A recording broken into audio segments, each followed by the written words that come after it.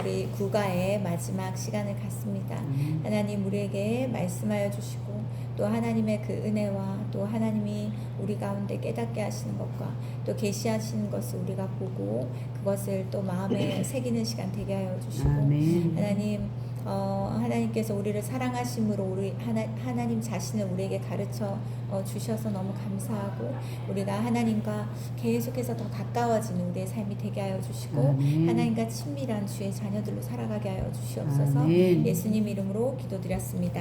아멘. 우리 이제 지금 사명자 예수님 하고 있잖아요. 자, 여기 보세요. 영원히 다시 사신 예수님 가지고 이 말씀 쭉 있고 오른쪽에 보세요. 금요일 오전 9시에 십자가에 못 박히신 예수님께서는 그날 오후 3시에 돌아가셨습니다. 그러니까 6시간 만에 돌아가신 거예요. 그 보고를 접한 총독 빌라도는 예수님께서 정말 그렇게 빨리 돌아가셨는지 의아해하며 십자가 처형 현장을 지휘한 백부장을 불러 직접 확인하기까지 했다.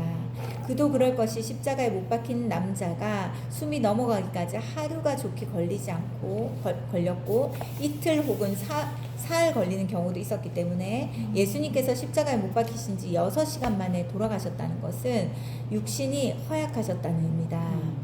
예수님께서 돌아가신 지 사흘째 되는 날 새벽 여인들이 유대인의 관습에 따라 예수님의 시신에 향품을 발라드리기 위해서 시신에 안치된 바위 동굴 무덤을 찾았다. 그러나 을의 동굴 무덤 속에 있어야 할 예수님의 시신이 보이지 않았다. 예수님께서 죽음을 깨트리고 다시 사신 것이었다.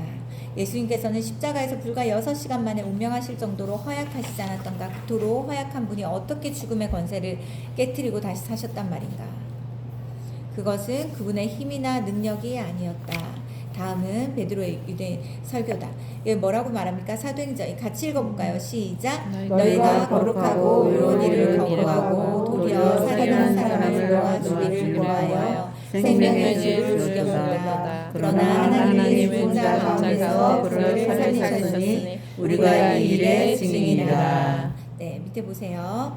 6시간 만에 운명하실 정도로 허약하신 죽신의 예수님을 죽음의 한가운데서 시신 상태에서 다시 일어나게 하신 분은 하나님이셨다. 십자가 순환의 수치를 조금도 개의치 않으시고 십자가 구원의 사명을 완수하신 예수님을 하나님께서는 당신의 권세와 권능으로 다시 일으키신 것이다. 순간적이거나 일시적인 일으키심이 아니었다. 영원한 일으키심이었다. 그래서 십자가에서 6시간 만에 돌아가신 예수님께서는 영원한 부활의 구주가 되셨다. 네, 밑에 보세요. 당신의 무덤을 찾은 여인들에게 부활하신 예수님께서 남기신 말씀은 당신의 제자들에게 갈릴리에서 당신을 만나자고 전하라는 것이었다. 부활하신 예수님께서 제일 먼저 당신의 제자들을 왜 갈릴리로 돌아가게 하셨는지는 4장 6장에서 우리가 보았습니다. 그들의 갈릴리 어디에서든 그들이 두 발을 딛고 살아갈 삶의 현장을 복음과 사명자 행전의 연결고리로 만들어주시기 위함이었다.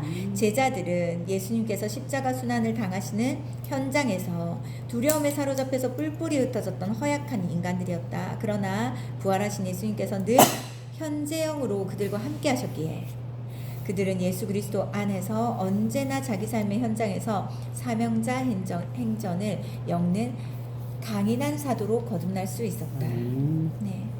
예수님의 죽으심 전과 죽으심과 부활을 다 목격한 제자들, 그렇죠? 그들이 사명을 이루면서 이 땅에서 사는 데는 이것이 너무 중요한 근거가 되었습니다. 그렇죠? 그 예수님께서 지금 우리와 현재형으로 함께하고 계신다. 그 사실을 믿는 사람이 자신의 갈릴리, 자기 삶의 현장을 복음과 사명자 행전의 연결고리로 읽을 수 있다. 그 길은 죽음과 같은 고난과 고통 그리고 수치의 길일 수도 있다. 그러나 예수님께서 십자가의 고난을 앞두고 말씀하셨다. 그렇죠? 이렇게 이 마태복음 이렇게 말씀하셨습니다. 자, 우리 이 끝부분이 되게 굉장히 중요하거든요. 요걸 같이 말씀 밑에 한번 같이 읽어볼까요? 시작. 그대가 사명자의 길을 걷는 한 죽음 같은 고난과 수치가 그들을 엄습해도 제3일에 죽음을 깨뜨리고 부활하신 주님께서 그대를 반드시 제3일에 일으키실 것이다. 사람마다 3일의 기간은 동일하지 않다. 어떤 사람에게는 3일이 사흘일 수도 있고 어떤 사람에게는 3년 혹은 30년일 수도 있고 또 어떤 사람에게는 죽음 이후에 수도 있다. 그러나 한 가지 분명한 사실은 부활하신 주님께서는 그분이 작정하신 제3일에 그대를 반드시 다시 일으키시고 그 일으키심은 영원히 영화로운 일으키심이라는 것이다. 이 사실을 믿는다면 짓지 말고 그대의 갈릴리로 가라. 주님께서 거기에서 벌써부터 그대를 기다리고 계신다. 네. 자, 사명자의 길을 걷는 한 우리는 뭐라고요? 고난과 수치가 있습니까 없습니까? 있습니다. 영광의 길만 있다고 말하지 않아요. 그렇죠? 예수님도 영광의 길만 걷지 않으셨는데 우리가 좋고 영광스럽고 축복된 길만 걸으려고 하는 것은 이건 사명자로서의 그 마음가짐이 아니에요. 그렇죠? 그렇지만 예수님이 죽음과 고난과 수치를 경험하셨지만 그 죽음을 깨뜨리시고 부활하셨잖아요. 그 3일에 일으키셨습니다. 근데 이게 이 3일을 여기에서 뭐라고 말합니까? 어떤 사람에게 진짜 사흘일 수도 있고 3년일 수도 있고 30년일 수도 있고 죽음 이후가 될 수도 있다 라고 이야기합니다. 각자마다 동일하게 예수 그리스도의 복음은 주어지고 하나님에 대해서 우리는 이제 듣고 보고 배우고 있지만 그 예수님과 함께 우리가 이 세상을 다스리면서 살고 그죠? 부활의 능력을 경험하면서 살고 새로운 생명을 얻은 사람답게 살아가는 것은 각 사람마다 달라요. 죽음 전에 고난에 머물러 있는 사람이 있어요. 계속 몇십 년 동안. 그쵸? 그리고는 그 고난을 통과한 사람이 있습니다. 그리고 그 부활의 생명을 경험하면서 정말 그 영적으로 많은 그 어떤 뭐라지 열매를 보면서 그렇게 영광스럽게 살아가는 사람이 있습니다. 이 세 가지가 누구도 피할 수 없는 것이지만 난 지금 어떤 상태에 머물러 있는가? 난 어떤 상태에 머물러 있는가? 이거를 꼭 한번 점검해 볼 필요가 있습니다. 그런데 내가 죽음 가운데 있다 하더라도 주님이 어떻게 하십니까? 그리고 우리가 부활할 것에 대한 믿음이 있다면 우리를 구원하심에 대한 확실한 하나님에 대한 믿음이 있다면 주님은 우리를 다시 반드시 일으키신다는 거예요. 이거는 우리의 삶의 모든 요소에서 다 해당되는 거예요. 우리가 지금 무엇에 대한 죽음을 경험하고 있는지, 관계에 대해 죽음을 경험하고 있는지, 뭐 돈에 대해서 죽음을 경험하고 있는지, 건강에 대해서 죽음을 경험하고 있는지, 앞날에 대한 소망 없음에 대한 죽음을 경험하고 있는지, 뭐 여러 가지 멈춰 있고 고난 가운데 있고 뭔가 아무 소망이 없을 것 같은, 죽음은 소망이 없는 거잖아요. 끝인 거잖아요. 아, 이게 끝이다. 더 이상 어떤 걸 기대할 수 없다라고 여겨지는 어떤 문제 가운데 있다 할지라도 주님은 어떻게 하십니까? 그 문제 가운데, 그 죽음 가운데 우리를 붙잡고 일으키신 분이에요. 아멘. 우리를 건지신 분이에요. 아멘. 그쵸? 답이 안 나오는 막막한 그 가운데서, 그쵸? 딱 맞춰 오셨네.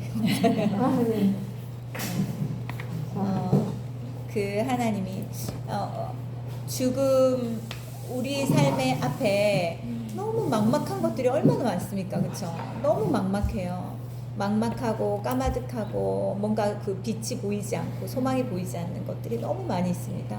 그럴 때 부활의 예수님을 생각하고 내 안에 부활의 능력에 예수님께서 함께하고 계심을 내가 알 때 그곳에서 우리는 일으켜짐을 당하는 거예요. 그리고 우리는 다시 세워지는 것입니다. 아멘. 그리고 또다시 부활 이후의 예수님의 그 놀라우신 영광스러운 삶처럼 우리의 삶 안에도 새로운 소망, 새로운 기대, 새로운 사명을 이루는 사람으로 우리가 살아가는 것입니다. 예수님처럼.